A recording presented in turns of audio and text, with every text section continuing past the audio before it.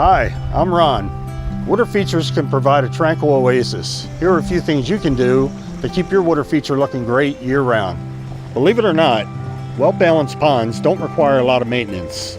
With the exception of some seasonal maintenance, all you really need to worry about is tossing a little beneficial bacteria into your pond and cleaning out your skimmer net once every week or two. Preformed or container water gardens may require more frequent bacteria or chemical treatments.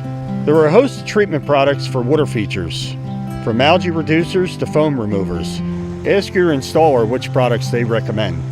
If you don't have an autofill system, water will need to be added every week to make up for evaporation. All pumps will need to be periodically checked to make sure they're properly working. Skimmers, screens, and filter mats will need to be cleaned.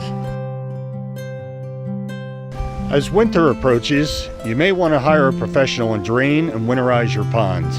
You may want to keep your water feature running year-round. You'll probably need to install a de-icer or a bubbler.